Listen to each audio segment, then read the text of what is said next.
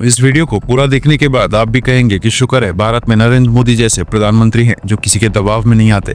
आज हम बात करने वाले हैं एक ऐसे खुलासे की जो डोनाल्ड ट्रंप ने किया है। ट्रंप ने जो अभी भी बड़ा दावा किया है उसे सिर्फ अमेरिका ही नहीं बल्कि भारत भी सीधा प्रभावित होता है। सबसे पहले समझना जरूरी है कि डीप स्टेट क्या होती है। डीप स्टेट उन लोगों या ग्रुप का एक सीक्रेट नेटवर्क होता है जो पब्लिक के सामने कभी नहीं आते, लेकिन असली पावर इनके हाथ होती है। ये लोग पर्दे के पीछे से सरकार के उच्च पदों पर बैठे लोगों को इन्फ्लुएंस करते हैं, पॉलिसीज को कंट्रोल करते हैं, अपने फायदे के लिए मीडिया और इकोनॉमी तक को मैनिपुलेट करते हैं। अगर हम अमेरिका की बात करें तो वहाँ की डीप स्टेट कभी भी नहीं चाहती थी कि डोनाल्ड ट्रंप वापस प्रेसिडेंट बने। इसका एक ही रीजन था, ट्रंप किसी की नहीं सुनते, ना कॉर्पोरेट लॉबी की, ना मीडिया हाउसेस की, ना ही डीप स्टेट। उनका मानना है कि अमेरिका को अमेरिका के लोगों के हिसाब से चलना चाहिए, किसी सीक्रेट पावर के हिसाब से नहीं। लेकिन इस बार अमेरिका की जनता ने एक बार फिर ट्रंप को सपोर्ट किया और वो वापस प्रेसिडेंट बन गए। और जैसे ही उनका जीतना कंफर्म हुआ, उन्होंने तुरंत डीप स्टेट की पोल खोलनी शुरू कर दी। उन्होंने बताया कि कैसे अमेरिका की डीप स्टेट सिर्फ अपने देश तक सीमित नहीं है बल्कि दुनिया के अन्य देशों में भी इंटरफेयर करती है।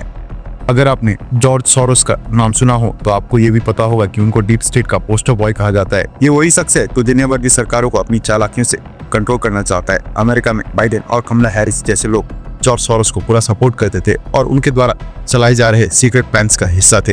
और अब डोनाल्ड ट्रंप ने सबके सामने एक और बड़ा खुलासा किया है। उनका कहना है कि बाइडेन और कमला हैरिस की सरकार ने जॉर्ज सोरोस के नेटवर्क को $260 मिलियन दिए थे। इस फंडिंग का इस्तेमाल किया गया दुनिया के कई देशों की सरकारों को गिराने और नए लोग बिठाने के लिए जो उनके एजेंडा के मुताबिक काम करे।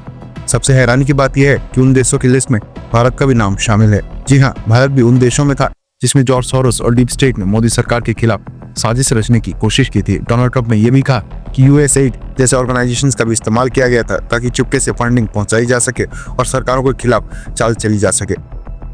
अगर हम पिछले कुछ सालों की बात करें तो भारत में भी कई बार ऐसे हालात पैदा किए गए हैं जिससे कि मोदी सरकार पर प्रश्न चिन्ह लग सके। सीएए प्रोटेस्ट हो या फार्मर प्रोटेस्ट, कहीं ना कहीं डीप स्टेट और सोरोस जैसे लोगों का दिखाई नहीं देने वाला हाथ शामिल रहा होगा।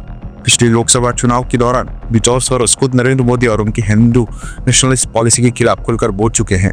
लेकिन जो प्लान उन्होंने सोचा था वो भारत में काम नहीं आया। भारत की जनता ने नरेंद्र मोदी को एक बार फिर से सपोर्ट किया और बीजेपी फिर से सत्ता में आई।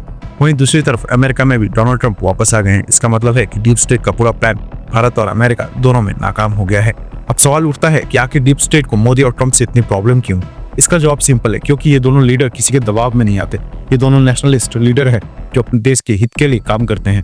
डीप स्टेट का एजेंडा होता है एक ग्लोबल कंट्रोल सिस्टम बनाने का जिसमें देश की पॉलिसीज उनके मुताबिक चलें, पर मोदी और ट्रंप ऐसा होने नहीं देते। अब सबसे बड़ी बात, भारत और अमेरिका के रिलेशंस पर इसका क्या इम्पैक्ट होगा। आने वाले दिनों में नरेंद्र मोदी फ्रांस का ऑफिशियल दौरा करने वाले हैं। वहां पर कुछ दिन रहने के बाद वो 12 फरवरी को अमेरिका पहुंचने वाले हैं, जहां पर उनकी डोनाल्ड ट्रंप से सबसे बड़ी मीटिंग होने वाली है।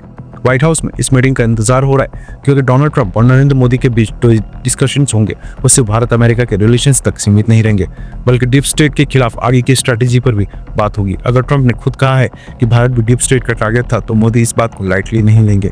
डोनाल्ड ट्रंप ने यह भी कहा कि जो पैसा सोरोस की ऑर्गेनाइजेशन को दिया गया था उसका इस्तेमाल Britain, Pakistan, Sri Lanka, Bangladesh, Ukraine, Syria, Iran जैसे देशों में भी रिजीम चेंज के लिए किया गया।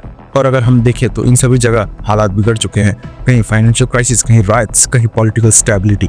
लेकिन भारत उनके प्लान में फिट नहीं बैठा। यहाँ सरकार बदलने की कोशिश हुई पर देश की जनता ने मोदी सरकार को वापस सत्ता में ले आई। ये वही रीजन है जो डीप स्टेट को डाइजेस्ट नहीं हो रहा है। उनका पूरा सिस्टम जिसमें सरकारों को रिमोट कंट्रोल से चलाने का प्लान था वो भारत और अमेरिका दोनों में फेल हो गया है।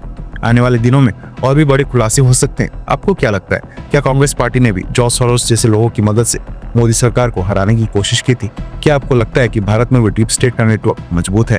आप अपनी राय कमेंट में जरूर बताएं। अगर आपको लगता है कि मोदी और ट्रंप को मिलकर इस नेटवर्क के खिलाफ एक्शन लेना चाहिए तो वीडियो को लाइक करें और ज्यादा से ज्यादा लोगों तक पहुंचाएं। हमारा देश हमारे हाथ में है। तब तक के लिए जय हिंद।